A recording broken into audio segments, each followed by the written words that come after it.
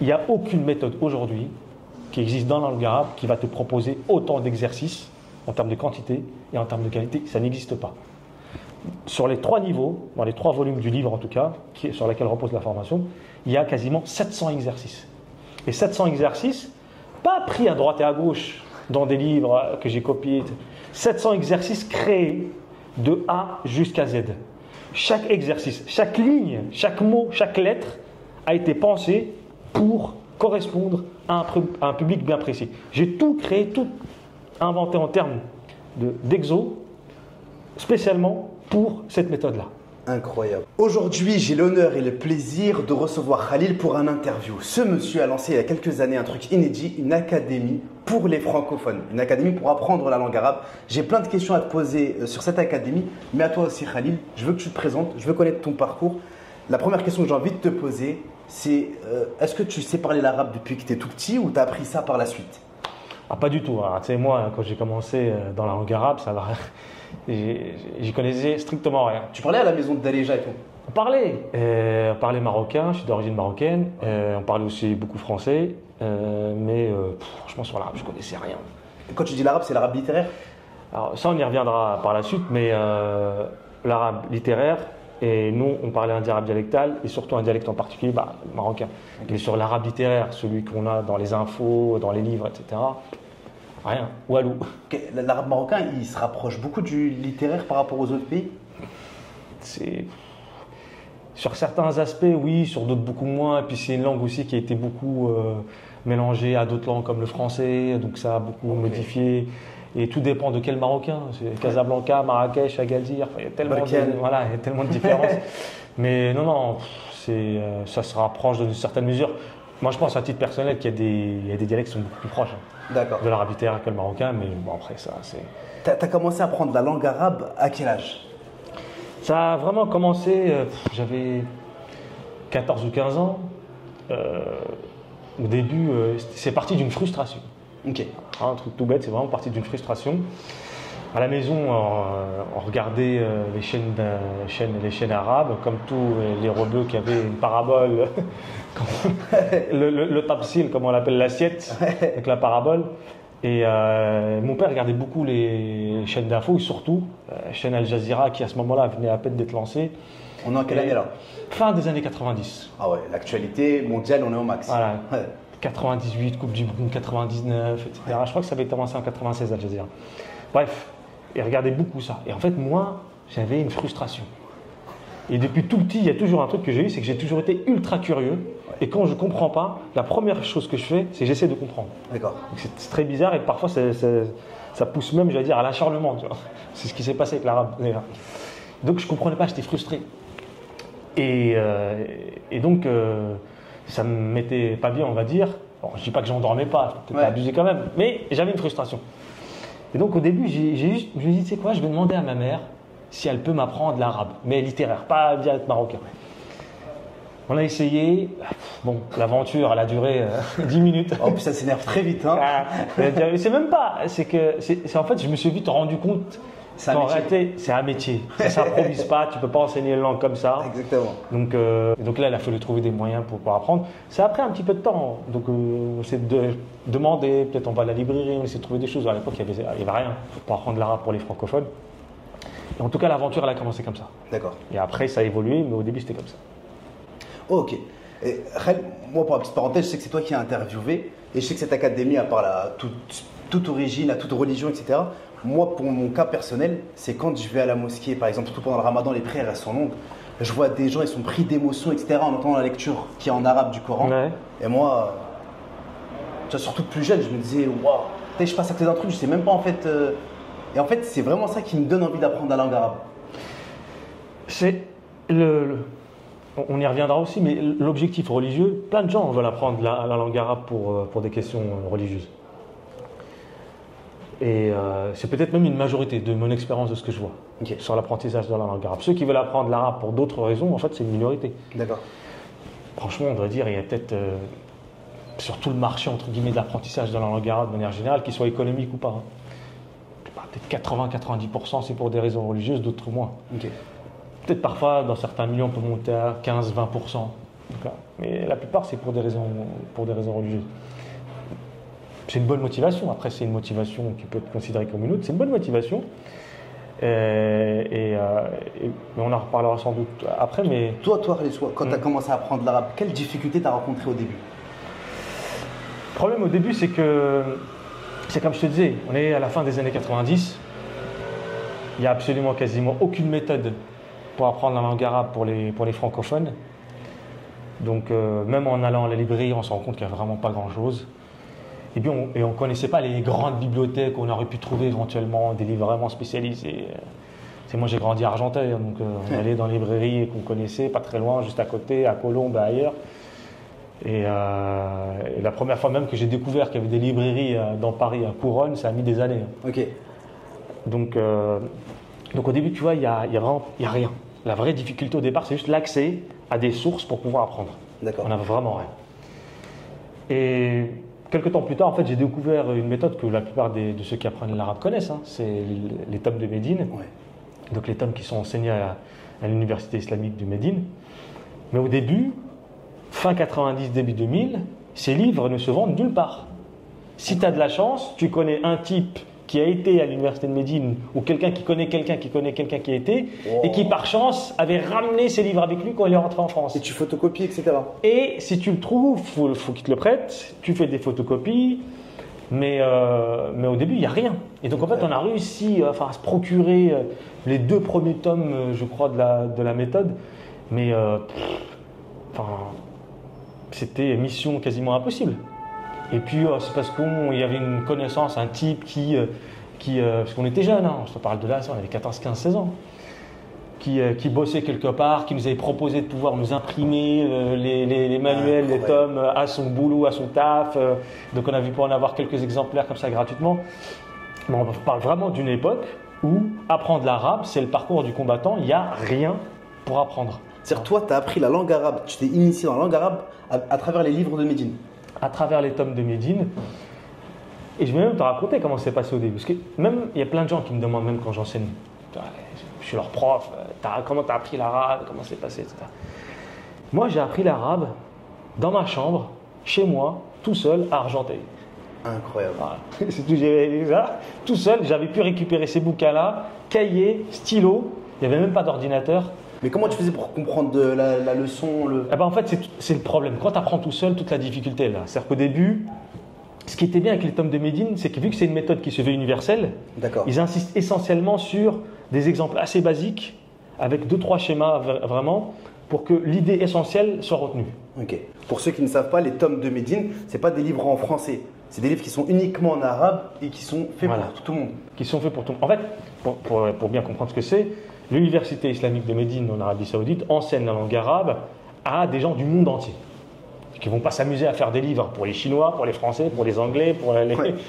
Bref, donc ils ont fait une méthode qui est valable pour tout le monde. Ce qui veut dire que dedans, tu ne peux pas prendre en compte les spécificités de chaque langue. Ouais. Tu vois ? Donc, le truc, c'est qu'ils vont donner des exemples assez simples à comprendre, des explications très très limitées, juste avec des flèches, des choses comme ça, et ensuite donner des exercices. L'objectif de toute façon, c'est que cette méthode-là, c'est une méthode qui est faite grosso modo surtout pour la grammaire et autres. Et il y a d'autres matières qu'ils ont. Nous, on n'avait pas ces bouquins-là des autres matières. On n'avait vraiment que les bouquins connus comme ce qu'on appelle les tomes de Médine, qui sont en fait des bouquins spécialisés surtout pour de la grammaire, mais pas pour le reste. Ouais. Tu avais des bouquins de ce qu'on appelle le ta'bir, d'expression, tu avais d'autres bouquins pour d'autres matières, mais au départ, cette méthode, elle est vraiment faite pour la grammaire.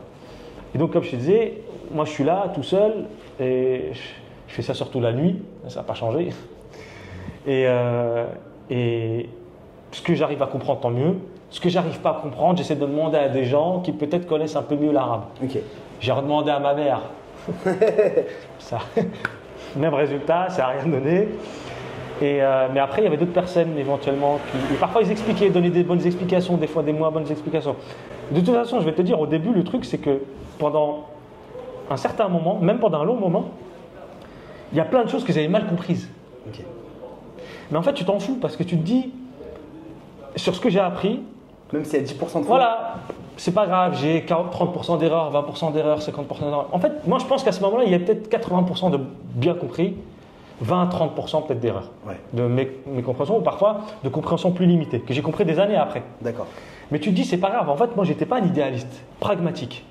Je peux apprendre, voilà ce que je peux apprendre, je le fais. Si je me dis, je veux tout comprendre sans erreur et tout, moi, je connais des types qui ont fait ça. Ils n'ont rien appris, ils ne peuvent pas avancer. C'est tellement rigide, tellement idéal, que tu ne peux pas avancer parce que chaque fois, tu vas te dire, est-ce que j'ai bien compris, mais est-ce que. Et je me suis dit, c'est pas grave de toute façon, foutu pour foutu, c'est tout ce qu'on a, on va faire avec et puis on va avancer. Bon, 20 ans plus tard, il y a plein de choses que j'ai compris. Mais au début, honnêtement, c'est tu fais, tu comprends pas forcément bien. Et j'ai avancé comme ça. J'ai avancé petit à petit. Après, j'ai commencé à lire des livres en arabe. J'avais acheté les premiers livres en arabe que j'avais commencé à lire. Je comprenais vraiment pas tout. J'avais un dictionnaire. C'était vraiment difficile, c'était pénible. Mais au moins, ça avait évolué. Ouais. C'était plus. On n'est plus dans la phonétique. Voilà, Là, on est dans. pas dans l'alphabet, on n'est pas dans les 2-3 mots, kitab, bait, etc. Tu es dans des choses sérieuses, tu as acheté un vrai livre. Et tu sais quoi, je vais même te donner une anecdote. Je me rappelle un jour, j'avais rencontré une personne qu'on connaît même en commun, mais je ne vais pas dire son nom. Et je l'avais vu avec un. C'était à l'époque, je commençais à peine. Tu sais, t'es tout jeune, tu comprends pas grand-chose. Il avait un bouquin, mais un pavé genre de 1000 pages, 1500 pages, tout en arabe, écrit en tout petit, vraiment. Moi, je vois ça. Dans ma tête, j'étais en train de rêver. Je me suis dit, purée, le jour où je serai capable de lire ça, c'est que. Ouais. Figure-toi que des années plus tard, le même livre, j'ai traduit plusieurs pages parce qu'on me l'avait demandé. Et en fait, je me suis dit rétrospectivement, tu vois. Ah, Je dis, ouais. en fait, il y a des choses qui ont évolué. C'est pas mal. Mais vraiment, vraie anecdote, hein. C'est Ouais. pas un truc que j'invente pour. C'était gros pavé où tu dis, je rêve de pouvoir juste le lire. Ok. Alors, j'avais lu, j'avais même traduit tout plein de pages pour des gens qui en avaient besoin, etc. Donc, C'est-à-dire, toi, tu es autodidacte, tome de Médine, et ensuite des connaissances Alors- à droite à gauche. voilà, au départ, c'était. Mais quand je t'ai dit les tomes de vie, attention, hein. Moi, dans mon cas, c'était presque. Aujourd'hui, même avec le recul, je ne sais pas comment j'ai fait. On parle de 6 mois. En 6 mois, j'ai englouti les tomes de Médine. Ok. Tout, vraiment tout. Du premier jusqu'au dernier. Ouais. J'avais tout englouti. Et ça, c'était que le début de l'aventure. Après, j'ai continué, je ne me suis pas arrêté là. Et on se disait, qu'est-ce que je peux apprendre de plus après les tomes de Médine, tout ça. Et après, je ne vais pas tout énumérer, mais globalement, j'ai commencé ensuite à travailler matière par matière. La grammaire, le truc classique que tout le monde fait, al-nahou. J'ai fait l'ajroumia. L'ajroumia, là aussi je vais te donner une autre anecdote, je l'ai fait aux Pays-Bas. J'étais chez mon oncle. Je suis resté pendant 1 mois là-bas, aux Pays-Bas. Je faisais rien de ma vie à ce moment-là. Et j'avais pris l'ajroumia avec moi. Je l'ai fait en 3 semaines, entièrement, du début jusqu'à la fin. Incroyable.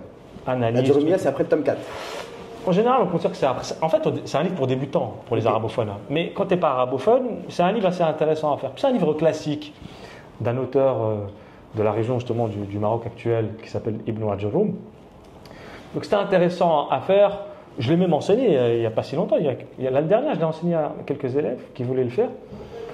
Et bon, c'était mais vraiment englouti en 3 semaines. Incroyable. 3 semaines entièrement. Dommage que j'ai plus les cahiers sur lesquels je l'avais fait. Les exercices, tout le reste, etc. J'avais tout fait. Après, j'avais attaqué un autre bouquin, considéré comme plus compliqué. Qatarun Nada, Wabal al-Sada. La pluie de rosée, littéralement la traduction. Même les titres Ouais. sont romantiques. de Ibn Hisham al-Ansari. Donc j'avais fait ça. Al-Kawakib al-Durriya. Il n'est pas très connu celui-là.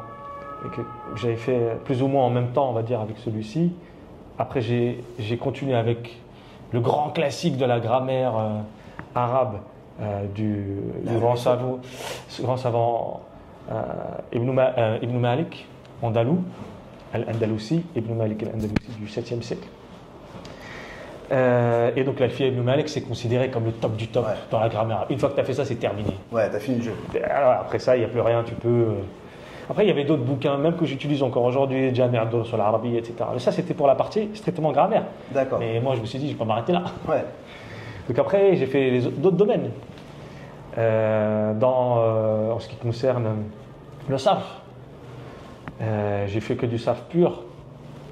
les Amiyatul Af'al, As-Sarf al-Kafi, d'autres bouquins aussi, là aussi pareil, vraiment tout entièrement de A à Z, maîtrisé. On passe à autre chose. Après, j'ai dû faire de la balara, rhétorique, stylistique, figure de style. Je trouve que le meilleur bouquin, c'est même celui que j'ai enseigné par la suite, c'est Al-Balar al-Wadiha. C'est un bouquin de contemporain, paradoxalement. C'est pas un bouquin d'ancien. Les bouquins d'anciens, c'est ce qu'on va voir. En fait, c'est très intéressant d'un point de vue du patrimoine, mais c'est pas adapté au niveau de la pédagogie. Okay. C'est des méthodes d'anciens, classiques. Et nous, aujourd'hui, on a d'autres méthodes. On fait autrement, avec des plans. C'est pas la même chose. Après, la poésie. Donc, en ce qui concerne d'abord les règles de versification et autres, ce qu'on appelle Ilm al-Aroud. Tu as fait tout ce qu'on peut. Et ensuite, voilà, j'ai fait le tour de la langue arabe de manière générale, littérature. Tous ces bagages-là, tu as commencé à enseigner. J'ai commencé à enseigner bien avant. Ok. À quel âge tu as commencé à enseigner? Mais j'ai commencé à enseigner, moi j'étais un téméraire. En fait, quand j'ai commencé à apprendre l'arabe, si tu veux, des gens autour de moi m'ont dit, mais tu as déjà bien appris des choses. Mais vraiment, c'est en un an, j'avais fait ce que d'autres essayaient de faire pendant des années. Ouais. Et je te parle de Tom de Médine et des gens ils mettent 2-3 ans à les faire. En 6 mois, c'était torché. Ouais. Donc ils m'ont dit, mais pourquoi tu n'enseignerais pas à des gens? Parce que toi, typiquement, tu aurais bien voulu rencontrer quelqu'un comme toi, tu es maintenant, qui aurait pu t'aider dans l'apprentissage. Et moi, je me dis, mais je ne maîtrise pas. Je sais qu'il y a plein de choses que je n'ai pas comprises, etc. Et en fait, ce qui est intéressant avec l'enseignement, c'est que justement, en enseignant, tu améliores même ton propre apprentissage. Parce que ça te confronte, en fait, à des questions, à des raisonnements auxquels toi, tu n'as pas pensé. Ouais. Quelqu'un va te poser une question, tu te diras, ah, ça, je n'y avais pas pensé. Il l'a vu sous un angle différent du mien. Donc, il va te poser une colle. Tu vas rentrer, tu vas chercher, tu vas essayer de comprendre. Comme ça, la prochaine fois, tu ne refais pas la même erreur, etc. Donc, j'ai commencé, en fait, vraiment à l'âge de 16 ans. Incroyable. Ouais. Tu as eu combien d'élèves, là, au total? Là, depuis… Ces 20 dernières années? Ça fait 21 ans maintenant que j'enseigne. Et franchement, il y en a vraiment beaucoup. C'est quoi, beaucoup dizaines? Ah non, on parle vraiment plusieurs centaines. Incroyable. C'est plusieurs centaines. Et tu as des personnes vraiment qui ne disaient pas un mot en arabe et qui, à travers ton enseignement… Moi, j'ai fait plusieurs choses, si tu veux.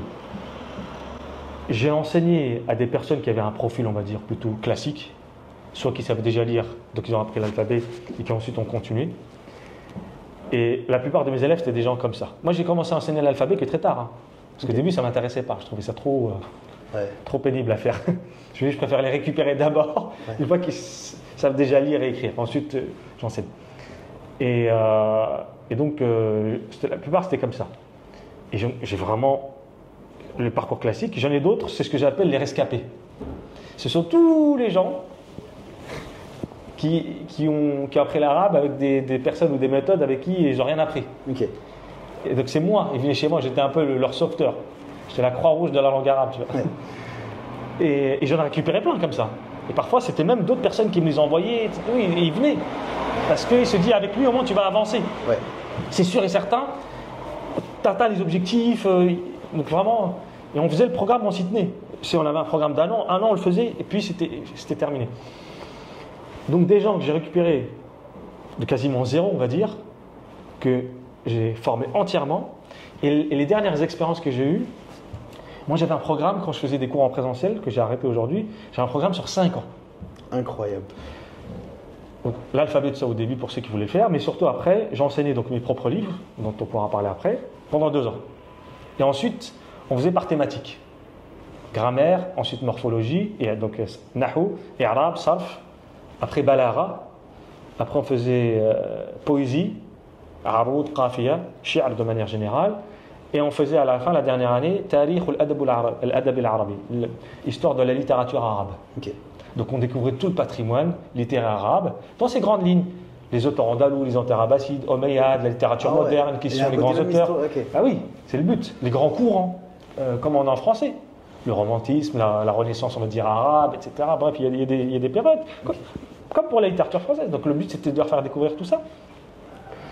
Certains s'arrêtaient au bout de 2 ans. Ils voulaient juste apprendre l'arabe et devenir autonomes, comme ce qu'on propose aujourd'hui sur le site internet. Et d'autres voulaient vraiment approfondir. Et donc j'ai des personnes véritablement qui ont commencé à Beit Kitab, qui à la fin décortiquaient des vers de poésie. Incroyable. Donc, c'est-à-dire même moi là demain je peux… Alors ce programme-là je ne le fais plus entièrement. Okay. Mais là aujourd'hui maintenant je me suis limité simplement à rendre les gens autonomes en arabe. C'est-à-dire, ce que je faisais les 3 autres années, tu peux continuer à le faire mais tout seul. Okay. parce que maintenant, sinon c'est trop long. Enfin, trouver des gens aujourd'hui qui sont motivés pour suivre des cours pendant 5 ans, parce qu'il faut être rigoureux. Nous, on faisait les cours le week-end, tous les week-ends, il faut être là, il ne faut pas se louper, il y avait des devoirs, des contrôles. Ismaël, j'ai une question à te poser. Quand tu t'exprimes, je pense à quelque chose.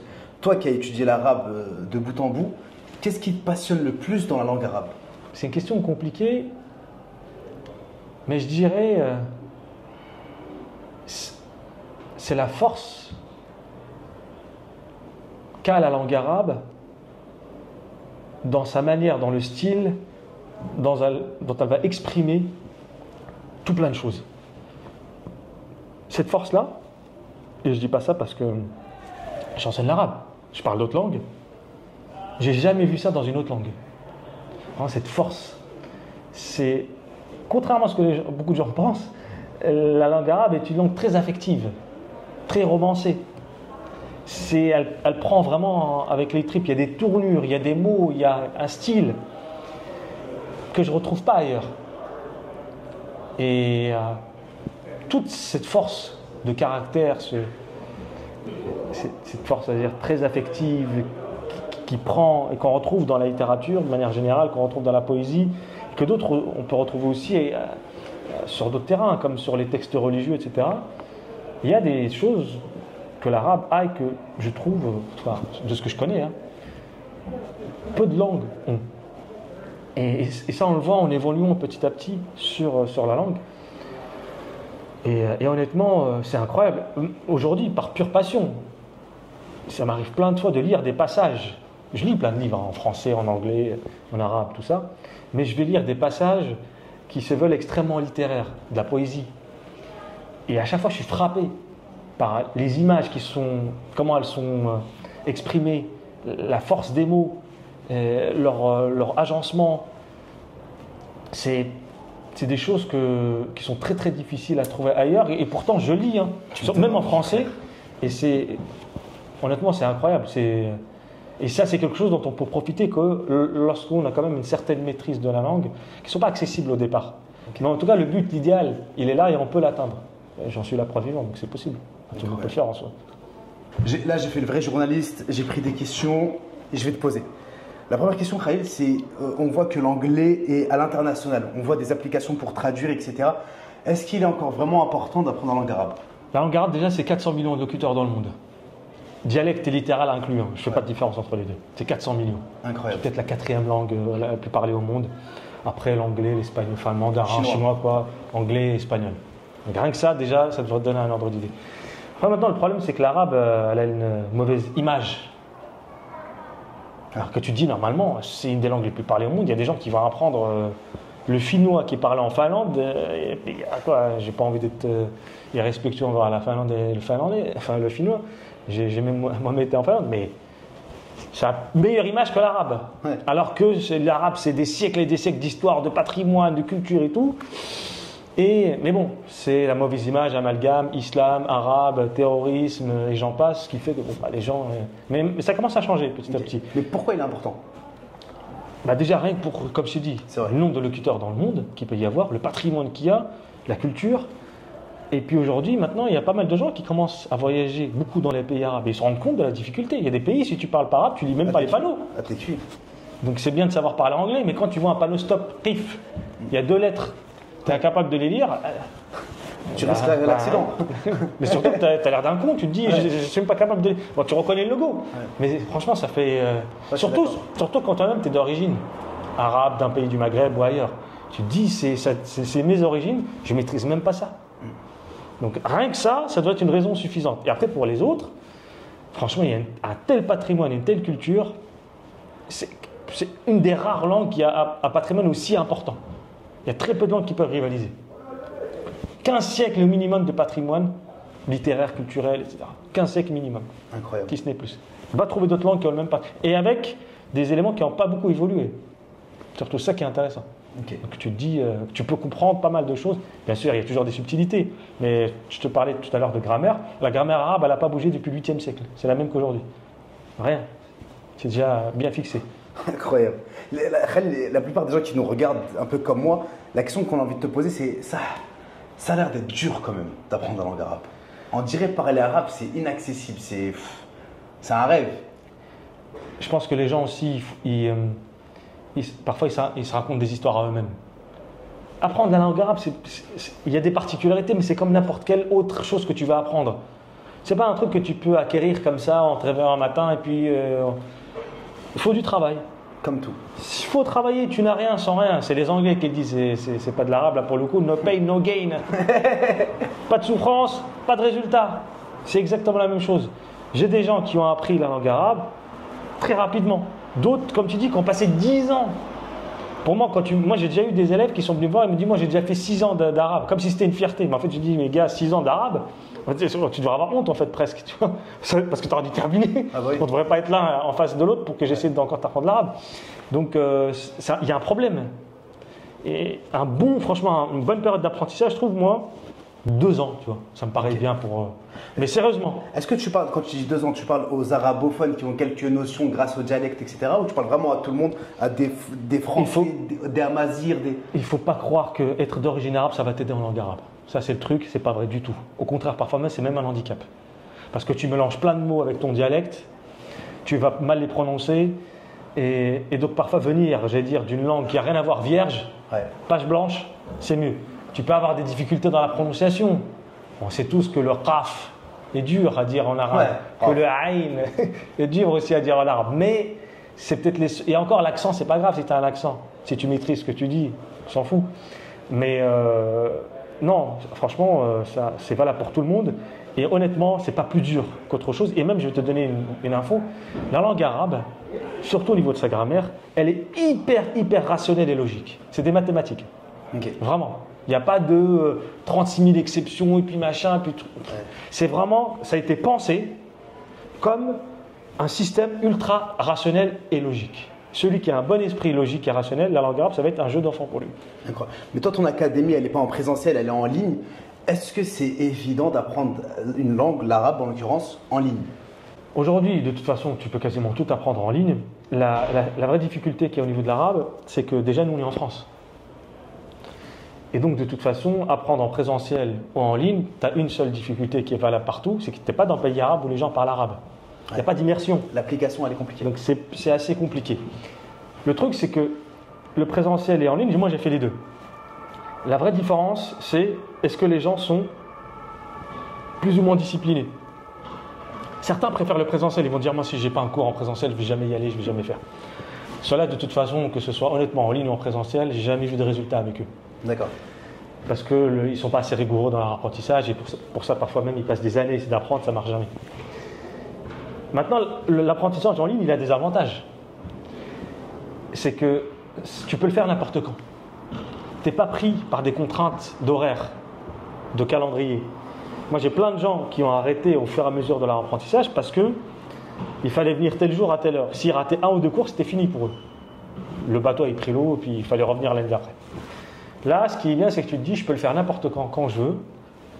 Et je peux prendre mon temps. Je peux commencer aujourd'hui, je peux commencer dans 6 mois. La formation, je l'ai, elle est à moi. Je la fais quand j'ai envie de la faire. Okay. C'est un gros avantage. Khalil, la première, rentrons dans le vif du sujet. L'académie, c'est quoi? Tu proposes combien de formations? Comment ça se passe?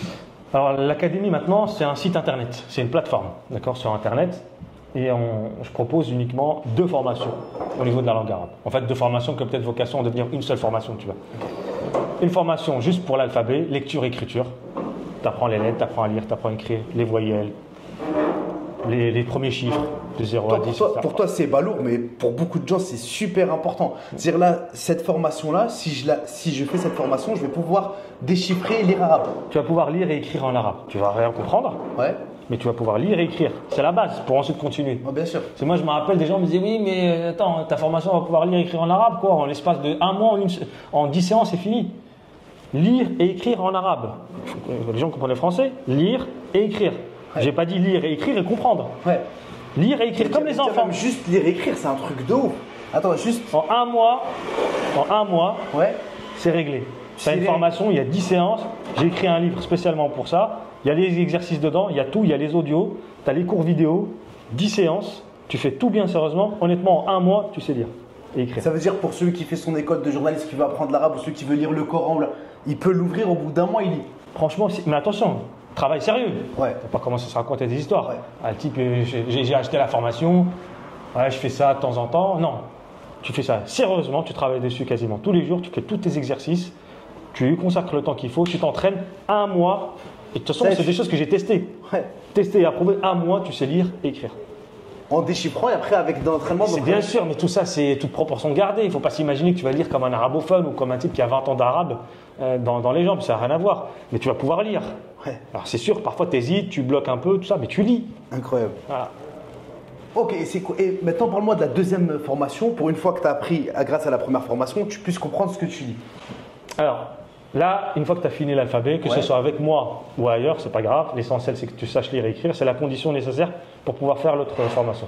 Mais là, attention, tu rentres dans le dur. Tu rentres dans le sérieux. C'est plus 10 formations à mois. Ouais. Là, on parle d'une formation en 3 niveaux. 45 séances. 650 exercices écrits et audio. Tous créés de A jusqu'à Z pour ceux qui vont apprendre. Un peu moins de 3000 mots de vocabulaire. Bref, le truc est monstrueux. Et là, il faut compter 1 an à 1 an et demi, 12 à 18 mois, voire parfois 24 mois pour ceux qui sont un peu plus longs. Mais pour moi, l'idéal, c'est entre 12 et 18 mois de formation. Ok. D'accord ? Et dedans, attention, tu as absolument tout. Du vocabulaire, de la grammaire, de l'expression, des exercices, des textes, des dialogues. Il y a c'est une méthode qui a été pensée pour qu'elle soit globale. Pas qu'on se limite à un domaine, tu vois, genre on fait que de la morphologie, de la conjugaison. Tout ça, ça a été mis dans une seule méthode, pensée du début jusqu'à la fin, pour que lorsque tu termines cette méthode-là, tu sois parfaitement autonome en langue arabe. C'est-à-dire, Smah li Khalil, j'ai fait la première formation en 1 mois. Je la finis en septembre par exemple. Pas cet été-là, l'autre, je comprends l'arabe. Tu vas pouvoir être autonome, ça veut dire qu'il y a plein de choses que tu vas comprendre, Incroyable. d'autres sur lesquelles tu vas devoir encore chercher, ce qui est normal, etc. Mais honnêtement, de toute façon, lorsque tu regardes le dernier texte qu'il y a dans la dernière séance du niveau 3, c'est un texte que j'ai créé, qui est à peu près sur 3 pages, sur lequel je me suis fixé aucune limite dans la langue arabe, ni en termes de règles de grammaire, de vocabulaire, de trucs. Parce que- J'écris sans limite parce que j'ai estimé qu'on avait à peu près tout vu. Et on a tous les outils pour comprendre. Exactement. Et quand tu vois le texte, tu te dis c'est un texte que tu peux rencontrer n'importe où, dans la vraie vie, à l'oral, dans un livre ou ailleurs. Aucune limite. Alors que pour tous les autres textes et tous les autres exercices de la méthode, j'ai dû me limiter à chaque fois. Ça, on l'a pas encore vu, ça, on le verra après, ça, attention, ça. Donc, tu vois, j'ai dû fixer des limites. Il n'y a qu'à la fin, sur les 2-3 dernières séances, on va dire, j'avais quasiment plus de limites. Incroyable. Donc en fait, oui, à la fin, honnêtement, de la formation, tu es capable de lire en arabe, de comprendre l'arabe, de t'exprimer en arabe, dialoguer en arabe. Ok. Dans une certaine mesure, avec une certaine proportion, mais ça y est, tu es autonome. Après, tu vas pouvoir continuer tout seul, voler de tes propres ailes, comme on dit. Mais toi, Khalil, c'est quoi qui t'a poussé à faire cette académie? Déjà, moi, quand j'ai commencé à apprendre, je me suis dit, c'est galère. On ne trouve pas de livres, c'est compliqué. Premièrement. Et deuxièmement, je me suis rendu compte qu'il y avait plein de choses que tu ne comprenais pas. Il n'y a pas d'explication. Et tu sais, moi, j'étais très curieux. Parfois, j'avais envie d'aller au fond des choses. Et quand tu vas au fond, même si ce n'est pas toujours utile, tu te dis, j'ai compris le fond, donc ça va me permet de mieux cerner le concept. Et puis surtout, tous les livres que tu trouves, il n'y a pas d'exercice. Tu ne pratiques pas assez. Je ne vis pas dans un pays arabe. Donc, il me faut quand même beaucoup d'exercices pour pratiquer. Tu vois. Donc, l'indisponibilité des infos, le manque d'explications, le manque d'exercice. Et surtout, parfois, tu ne comprends même pas l'intitulé de l'exercice. La consigne, tu ne la comprends pas. Et donc c'est con, l'exercice il est en arabe, mais la consigne aussi. Donc toi tu es là, tu dis je dois faire quoi en fait exactement. Ouais. Et donc tous ces trucs-là, je me suis dit, bah en fait, au bout d'un moment, moi j'ai enseigné, tu vois, les tomes de Bibli pendant des années. Et c'est comme ça que l'idée m'est venue. J'ai enseigné les tomes de Bibli pendant quasiment 10 ans. Les 10 autres années, j'ai enseigné ma méthode. Ok. Donc je me suis dit, en fait, au bout d'un moment, il va falloir s'adapter. Ça a été très utile, j'ai moi-même appris avec cette méthode-là, mais il va falloir trouver quelque chose de plus adapté. On ne peut plus continuer à bricoler. Voilà. C'est pas du bricoler, le mot est dur parce qu'on a l'impression que c'était du bricolage, Non, cette méthode-là. Mais en fait, il faut du sur-mesure. Ouais. Tu vois, c'est bien. C'est comme si je te disais, tu as besoin d'une voiture, je t'ai prêté une voiture pendant des années, au bout d'un moment, tu veux la tienne. Ouais. Là, on s'est dit, on est en France, on apprend l'arabe, on veut une méthode adaptée pour nous, pour francophones, Made in français. Made in France. Et pas parce qu'on est juste français, mais parce qu'en fait, c'est plus adapté, Ouais. tout simplement. Et donc, c'est comme ça que ça a commencé. Et j'ai intégré toutes les choses qui manquaient, dans toutes les autres méthodes, par exemple, en comparant, et j'ai créé le truc fait pour des gens d'ici, quoi. Ok. En plus de ce que tu viens de me dire, c'est quoi le côté un peu révolutionnaire de ta méthode? Le truc qui est vraiment révolutionnaire, dans les grandes lignes par rapport à tout ce que j'ai dit, c'est vraiment ça. C'est une méthode complète. Il y a tout dedans. Grammaire, conjugaison, expression. Vraiment tout a été abordé. Les particularismes arabes au niveau de l'expression, de la syntaxe, tout a été pensé, vraiment. La pratique et les exercices. Il n'y a aucune méthode aujourd'hui qui existe dans la langue arabe qui va te proposer autant d'exercices en termes de quantité et en termes de qualité. Ça n'existe pas. Sur les 3 niveaux, dans les 3 volumes du livre en tout cas, sur lesquels repose la formation, il y a quasiment 700 exercices. Et 700 exercices, pas pris à droite et à gauche dans des livres que j'ai copiés. 700 exercices créés de A jusqu'à Z. Chaque exercice, chaque ligne, chaque mot, chaque lettre a été pensé pour correspondre à un public bien précis. J'ai tout créé, tout inventé en termes d'exo, spécialement pour cette méthode-là. Incroyable. Les explications, c'est pareil. Je prends dans toutes les sources les plus fiables possibles, dans le patrimoine traditionnel. En langue française également. Les traités de grammaire, d'expression, de conjugaison, de français, de grands auteurs à travers les siècles, j'ai tout repris. Quand j'écrivais, chez moi, c'était Prison Break. Il y avait des livres partout par terre, sur le bureau, partout. J'avais des schémas, j'avais des trucs, vraiment j'organisais une espèce, d'évasion dans la prison, mais dans la prison, j'allais dire, de l'arabe avec de l'arabe, mais de l'arabe maintenant pour francophones. Je vais vous permettre à ces gens-là de sortir de cette difficulté, de cette contrainte, pour avoir leur propre méthode, et vraiment, ça a duré comme ça. Juste l'écriture en elle-même, ça a pris à peu près 2 ans. Pour écrire les 1000 et quelques pages, ça m'a pris à peu près 2 ans. Incroyable. Mais acharné. J'écrivais 15-16 heures par jour. Et je vais même te raconter une petite anecdote. J'ai fini 2 fois à l'hôpital en écrivant. C'est-à-dire? Et je me suis complètement bloqué les muscles à force d'être sur l'écran en train d'écrire, etc. Je ne pouvais plus bouger. Et j'ai fini aux urgences. Minerves, médicaments, on est venu me chercher, en catastrophe. Je ne pouvais plus marcher, me lever. Rien, j'étais bloqué littéralement. Parce que j'écrivais trop. Parce que moi, je te connais, tu vois, mais ta passion pour la langue arabe, c'est. Ça, je ne connais personne qui est plus amoureux de la langue arabe que toi.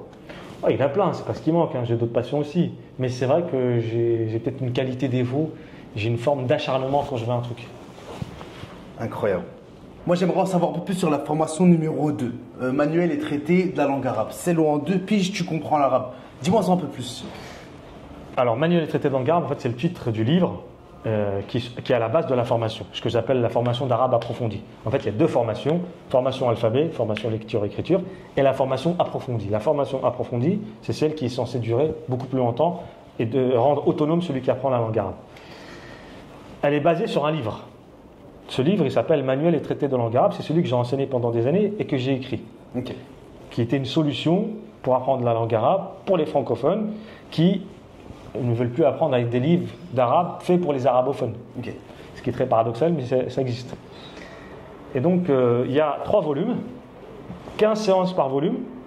Dans chaque séance, il y a une partie vocabulaire, grammaire, conjugaison, expression et exercice. D'accord?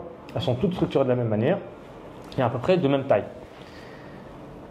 À la fin de chaque volume, tu as une correction de tous les exercices. Ça veut dire que les 700 exercices que j'ai créés dans les 3 volumes, ils sont tous corrigés à la fin. Ça, honnêtement, je ne dis pas parce que c'est mon livre, mais c'est quelque chose que j'ai jamais vu dans une autre méthode. Déjà, 700 exercices, j'ai jamais vu ça. Alors, tous corrigés, j'ai jamais vu non plus. D'accord. C'est pour ça que tu peux être autonome quand tu fais ça. Tu n'as pas besoin de moi. Moi, je suis là pour t'expliquer les notions. Ensuite, les exercices, tu les fais de ton côté. Les consignes sont écrites en français, donc tu peux les comprendre. Et tout est corrigé. Et avec la correction, s'il y a un détail qui a besoin, je le mets dans la correction. Donc normalement, tu te corriges toi-même, c'est très facile. Tu n'as pas besoin de moi pour les exercices. Incroyable. Ça, c'est vraiment, je trouve que ta formation est vraiment intéressante. Pour tel le gars qui va au travail, il rentre le soir, il prend son PC. Voilà. Il a pas besoin. En fait, une des problématiques aussi qu'on a chez les francophones, on va dire, mais de manière générale, c'est que lorsque tu vas apprendre la langue arabe, quand tu es enfant, c'est pas bien grave, tu as le temps. On va t'envoyer tous les week-ends pour apprendre la langue arabe. À la fin, tu n'as rien appris, tu as passé 10 ans. Et à 18 ans, tu te réveilles, tu te dis, je ne sais toujours pas lire et écrire. Quand tu es plus ou moins adulte ou jeune adulte, et moi, c'est ces gens-là que je vise au départ, tu as une vie. Tu vas à l'école, tu travailles, tu ne vas pas pouvoir faire ça à des heures bien précises. Donc, tu veux de la souplesse. Le fait de te proposer une méthode, une formation que tu peux faire en ligne, sur un espace élève, depuis chez toi, avec des livres dont tu disposes, des corrections que tu as déjà, des explications, des cours en vidéo, tu peux le faire quand tu veux.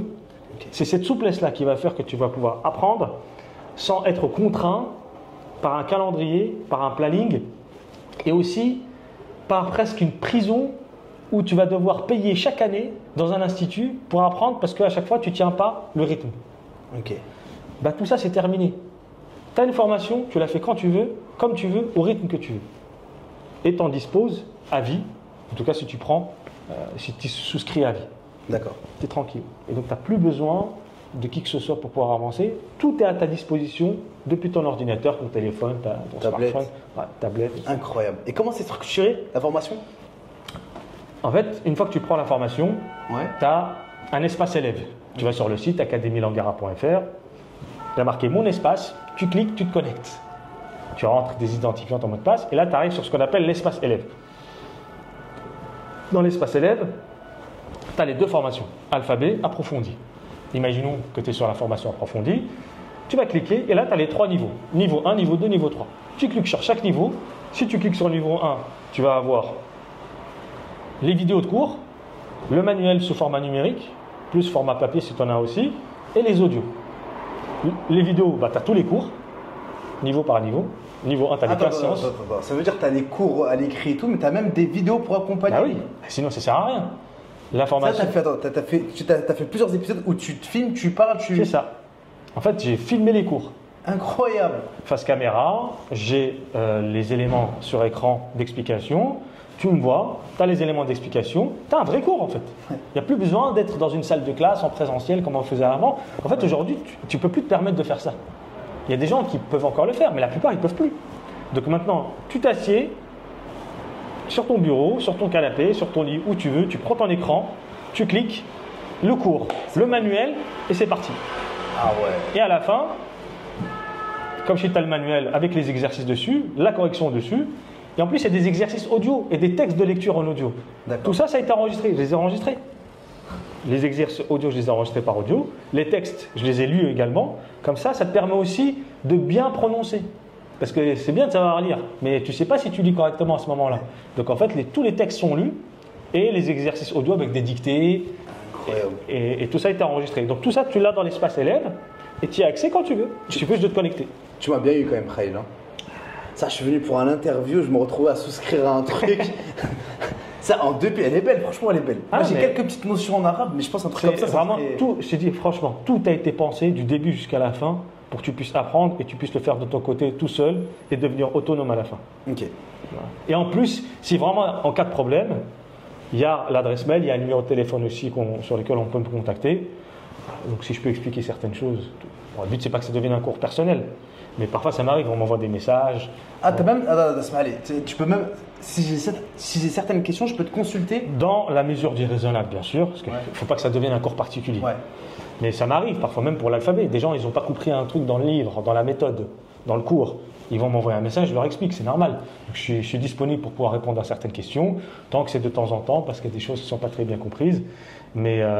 David, je rebondis sur ça, excuse-moi. Pourquoi moi je trouve, sans même avoir consulté ta méthode, mais je pense que ta méthode c'est une méthode de dingue, c'est que tu m'as dit dès le début de la vidéo, tu as eu des centaines et des centaines d'élèves. C'est-à-dire que la personne qui t'a posé des questions sur la formation d'alphabet, toi cette question-là tu l'as mis dans ta tête, tu t'es dit ok, sur telle formation, il faudrait que j'axe plus ça. Et en fait, toutes les questions que tu as eues de tes élèves, aujourd'hui tu as fait un truc où il n'y a limite aucune faille. Bah, et surtout que dans l'alphabet, moi j'ai pas beaucoup enseigné l'alphabet. Okay. Vraiment, je l'ai enseigné qu'à la fin. Non, mais quand j'ai alphabet, ça peut mais justement, j'y viens. Je l'ai enseigné que ces dernières années. Alors que le reste, si tu veux, pour savoir, moi, le manuel est traité de langue arabe en 3 volumes, il y a plus de 1000 pages, il y a 1125 pages exactement, tout compris. 300 à peu près sur le premier volume, 350, 380 je crois sur le deuxième volume, quasiment 400, et le deuxième on n'est pas loin de 500, 450. Tout compris, cours, correction, etc. Ça, moi je l'ai commencé à l'écrire en premier. J'ai commencé la rédaction en 2014. Okay. Le manuel d'alphabet, je l'ai écrit qu'en 2022, je crois, ou 2022 il me semble. Okay. J'ai écrit quasiment 10 ans plus tard. Incroyable. Parce que ce n'est pas un sujet qui m'intéressait beaucoup, l'alphabet.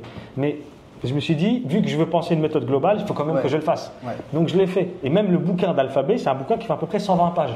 C'est quand même beaucoup. Hein. Mais dedans, quand tu mets tout, les explications, les exercices, leurs corrections, etc., en fait, tu te rends compte que quand tu veux une méthode sérieuse, un vrai livre bien fait, ça prend un peu de place. Tu vois, ça prend un peu de place. Parce que, en fait, du coup, moi, la langue arabe, au-delà de l'alphabet, je l'enseigne depuis beaucoup plus longtemps. Ce qui fait que moi, pendant toutes ces années, j'ai enregistré les questions. Les failles, les difficultés, déjà moi, les difficultés auxquelles j'ai été confronté, je les ai vues, et surtout aussi les difficultés auxquelles étaient confrontés les élèves. Donc tout ça, j'en ai tenu compte. Et j'ai intégré, j'ai anticipé dans les explications que je mets et que j'écris à l'écrit et en vidéo, tout ça je l'ai intégré. Ce qui veut dire que j'anticipe les questions, les difficultés auxquelles pourraient être confrontés les élèves, et je les ai intégrées dedans. Incroyable. C'est pas sans faille, on peut toujours améliorer. Et d'ailleurs, même parfois, je fais des mises à jour.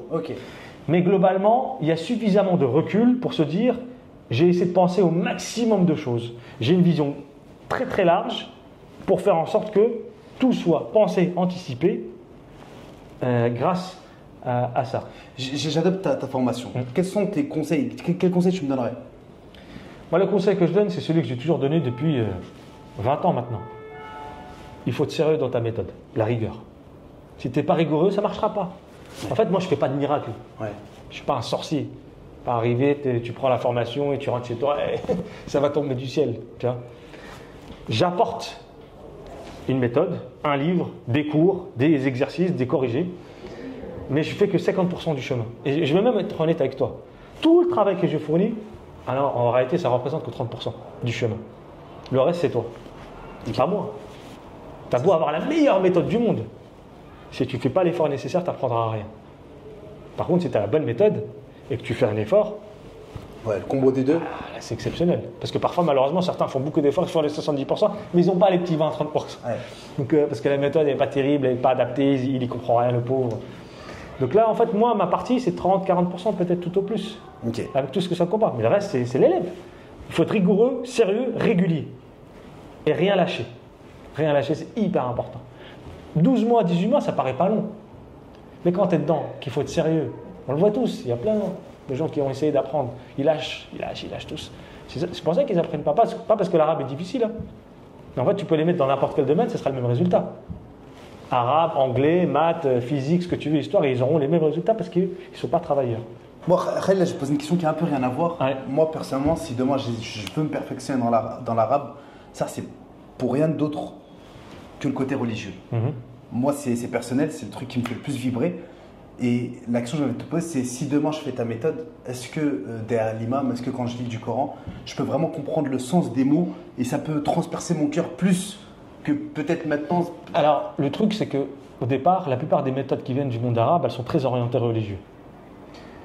Au début, c'est intéressant, mais on se rend compte que il y a une faille. Pour l'anecdote, moi, le jour où j'ai commencé à lire des livres en arabe, j'ai lu beaucoup de livres religieux. Et ensuite, un jour, j'ai voulu lire un livre qui était à mi-chemin entre le religieux et le politique. Et un livre qui était lui-même écrit plus ou moins par un religieux, mais qui parlait de situation politique dans le monde, etc. Et surtout dans le monde arabo-musulman. Je me suis rendu compte que lorsque ce n'était pas du religieux pur, tu ne comprenais pas grand-chose. Tu n'as plus les outils, tu n'as plus Oui, ça parlait de partis politiques, de machin, de trucs, d'idéologie, etc. J'étais pas outillé pour comprendre. Et là, je me suis dit, il y a un problème. Et ça, je l'ai toujours gardé dans ma tête. Et le jour où moi, j'ai pensé ma méthode, je me suis dit, je vais essayer d'intégrer les deux. Faire en sorte que ça puisse parler à des gens qui ont des objectifs religieux et des gens qui n'ont pas d'objectifs religieux. Comme ça, tout le monde s'y retrouve.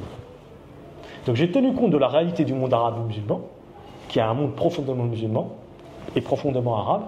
Et j'ai voulu tenir compte aussi de la réalité de gens qui n'ont peut-être pas spécialement d'objectifs religieux. Il y a des minorités aussi dans le monde musulman, chrétiens et autres. Voilà. Donc tous ces gens-là, ça doit les concerner aussi. Et j'ai intégré tout ça. Donc j'ai fait en sorte que la méthode, elle s'adresse à tous ces gens-là. Celui qui veut lire le Coran, celui qui veut lire des livres de hadith, celui qui veut juste lire le journal, la presse, ou qui veut juste regarder les médias en arabe, tous ces gens-là vont pouvoir s'y retrouver. Bien entendu, de toute façon, moi, l'objectif de la formation, c'est de te rendre autonome. C'est pas demain que tu vas pouvoir lire de la grande philosophie, ou même, pour répondre à ta question, comprendre le Coran quand tu vas le lire. Les gens, il faut bien qu'ils comprennent une chose. Comprendre le Coran, ce n'est pas une question de méthode d'arabe. C'est une question de connaissances à avoir et d'outils qui dépassent le cadre de la langue arabe. Déjà au niveau de la langue arabe, nous ce qu'on enseigne, c'est un arabe, ce qu'on appelle moderne. C'est de l'arabe littéraire, c'est vrai, mais c'est de l'arabe moderne. C'est-à-dire que c'est un arabe contemporain. Il y a plein de mots qui ont changé de sens. Il y a plein de tournures de phrases qui n'existaient pas avant. Il y a plein de figures de style qui aujourd'hui ne sont pas trop utilisées, etc. Mais ça, c'est des choses que tu peux acquérir qu'avec des années de travail. Dans un premier temps, oui, tu vas pouvoir comprendre le sens de certains passages plus facilement, ce qui est évident, c'est normal. Mais comprendre, ça te prendra des années. Avec tu la ne comprendras même pas profondeur. tout. Mais oui, ça, il ne faut pas raconter d'histoire aux gens, c'est pas vrai. Aucune méthode ne te permettra d'apprendre ça. Je vois même parfois certaines méthodes qui disent oui, méthode centrée arabe classique pour comprendre le Coran et tout. C'est pas une méthode d'apprentissage, pour comprendre le Coran. C'est une méthode qui va te donner des outils pour comprendre comment fonctionne l'arabe du Coran. Et encore. Mais tu ne vas pas comprendre, c'est pas vrai. Mais de toute façon, c'est une évidence. Même en français. Mais excuse-moi, peut-être c'est mal compris quand je dis comprendre, c'est quand J'ai tu parles, parfaitement quand tu compris. parles de Moussa alayhi salam. J'ai je sais quoi il parle. Et j'ai quand tu parles- parfaitement compris. C'est ce que je te disais. Tu vas pouvoir comprendre le sens de certains passages dans leurs grandes lignes. Ok. Tu vois Tu parles de Moïse. Lorsque Moïse il a ouvert la mer en deux, tu vas pouvoir comprendre, tu vois, que la mer a été ouverte en deux. Mais tu ne vas pas pouvoir aller en profondeur dans le détail de la compréhension. Ok. Et maintenant, tu as plein de passages que tu vas comprendre très très facilement. Donc ça oui, parce que les verbes sont assez faciles, très accessibles. Mais la profondeur du le texte. sens, c'est même, il faut même pas se tromper, c'est même pas de la profondeur. Parfois tu peux même faire qu'on appelle ça des mauvais raccourcis. Parce que le mot que tu connais, la tournure de phrase que tu connais, pense que tu comprends, mais en fait tu n'as même pas compris le sens apparent du texte. Wow. Parce qu'en fait, il y a trop de siècles qui te séparent du texte. Donc, tu vas pouvoir comprendre plein de passages dans leurs grandes lignes. Ça, c'est vrai. Puis après, il y a ton travail personnel aussi. Ouais. C'est bien. Tu fais la formation en arabe, tu apprends. Est-ce que tu lis? Est-ce que tu cherches à traduire? Est-ce que tu prends d'autres livres? Est-ce que tu élargis ton spectre? Moi, ma méthode, de toute façon, elle est valable qu'à partir du moment où tu l'as fait, mais en même temps, tu élargis le spectre. T'élargis ton spectre. Si tu n'élargis pas ton spectre, tu ne fais pas un travail personnel, toi, de ton côté, ça ne marchera pas. Donc pour que ça marche, il faut que tu fasses ce travail-là en plus. Et là, oui, bien sûr, tu pourras comprendre plein de passages du Coran et même d'autres textes religieux, des livres de hadith, de fiqh et autres, sans aucune difficulté. Ok. Mais ça, c'est ton travail personnel. Moi, je vais te donner les outils pour y parvenir. C'est sûr et certain. Est-ce que tu vas pouvoir ensuite aller plus loin? Ça, c'est toi. Si tu fais le travail, tu vas pouvoir y arriver. Si tu ne le fais pas, tu n'y arriveras pas. Moi, j'ai plein d'élèves. Il y a des gens qui aujourd'hui ne lisent que de la littérature. Ça ne les intéresse pas les émissions religieuses. Et j'ai beaucoup d'élèves qui font que du pur religieux. Et j'ai même maintenant d'autres élèves aussi qui sont devenus profs et qui enseignent à d'autres personnes. Incroyable, c'est beau. Donc maintenant, je suis à 2 générations Ah, grand-père. de professeurs, tu vois. Incroyable. Cette formation, elle est adaptée aux enfants? Au départ, elle est faite pour les adultes et les jeunes adultes. Ok. Adolescents, 16, 17, 18. tout ça. Maintenant, les enfants, s'ils sont accompagnés par des adultes, leurs parents, enfin peu importe, ils la font avec eux, c'est possible. Mais initialement, elle n'est pas destinée aux enfants. Ok. Mais ce n'est pas exclu. Tu peux, mais il faut un cadre. D'accord. Voilà. Et qu'est-ce qu'elle t'apporte en plus cette formation? En fait, le truc, c'est qu'à partir du moment où tu apprends l'arabe, il y a quelque chose qui va au-delà de la langue arabe. Tu vas découvrir une manière de penser, une culture, une histoire. Tout ça, je l'ai intégré dans la méthode. Alors, ce n'est pas un bouquin d'histoire non plus, mais j'intègre plein de choses qui vont te faire découvrir le patrimoine, la culture, des personnages, des auteurs, des livres, etc. etc. Et puis tu vas voir qu'il y a une manière d'exprimer les choses en langue arabe que tu n'as pas en français. Donc tu vas te mettre à penser aussi, pas comme en arabe, mais tu vas te mettre à penser langue arabe, donc ça va t'apporter une autre façon. Wow. C'est une vision du monde. En réalité, une langue, c'est une vision du monde. C'est pas juste des mots, des phrases. C'est une manière de percevoir le monde. Et il y a des particularismes, et ça, on les retrouve dans la langue arabe, et donc dans cette formation. Bon, Khalil, je veux savoir quand est-ce que cette fameuse formation sera disponible?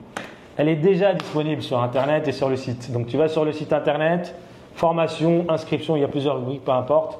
Et tu la trouves directement en page d'accueil en cliquant dessus. Tu as toutes les informations et tu peux souscrire dès maintenant. Ok, tout est en description de cette vidéo. C'était un réel plaisir. Vraiment, je suis en plein milieu de Paris, mais être dans une petite bulle comme ça où je me retrouve un peu au Moyen-Orient, au Maghreb, c'était juste magnifique. Voilà, merci infiniment, Khalil. Merci à toi, J'espère te surtout revoir pour bientôt. l'interview. C'est bon? Bah oui. Et tu me prends un petit prix, moi, pour la...